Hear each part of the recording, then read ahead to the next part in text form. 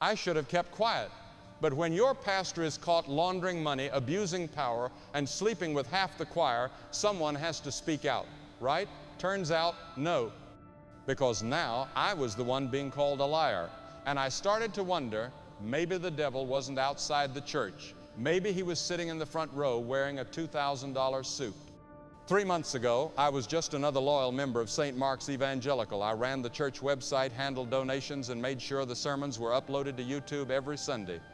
Pastor Ellis was a man of God, charismatic, powerful. His voice was the kind that made you want to open your wallet and give until it hurt. And people did.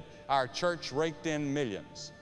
We weren't some struggling country chapel trying to pay the bills. We had screens, cameras, branding, sponsorships. We were a business, and business was booming. But then one day I found something I wasn't supposed to find. I was updating the online donation system when I noticed something strange, a second account. It wasn't listed under the church's name. It was private, hidden, and it was full of money. Hundreds of thousands of dollars moving in and out week after week. It didn't take long to realize where the money was coming from. Fake charities, special funds for missions that never happened, tithes from struggling families rerouted into private investments. And at the top of it all, Pastor Ellis. At first I thought maybe there's an explanation, maybe I'm misunderstanding something, so I asked, big mistake. His face changed. The warm fatherly smile disappeared.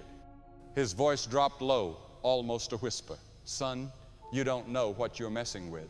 That should have been my first clue to stop, but I didn't. I believed in justice. I believed the truth would set us free. Turns out, the truth only makes you a target. The rumors started fast.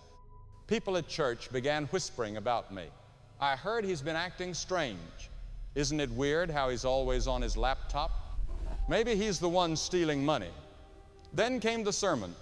Pastor Ellis stood up that Sunday and preached about betrayal, about how Satan works through those closest to us, about false accusations disguised as righteousness.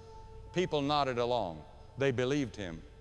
And I sat there realizing I had already lost. It got worse. My car was vandalized. My emails were hacked. Then one night I came home to find my front door open. Nothing was stolen.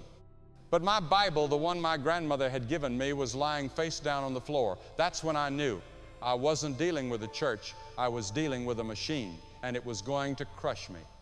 I went to the police. They told me it wasn't their problem. Church finances are internal matters. I went to the news. They told me it wasn't a story. Without hard proof, it's just hearsay. And when I tried to talk to the congregation, they turned their backs. No one wanted to believe the man they trusted was a fraud. It was easier to believe I was the liar. So I left. I packed my bags, moved to another state, stopped going to church, stopped praying, stopped believing that justice meant anything at all, until one night I walked past a homeless shelter and I saw him, a different pastor. No cameras, no suits, no million-dollar stage.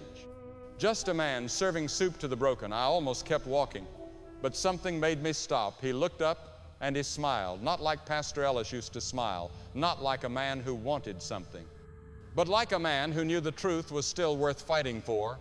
I still don't know if I'll ever go back to church, but I do know this: God isn't found in million-dollar buildings. And maybe the real church isn't something we go to. Maybe it's something we become.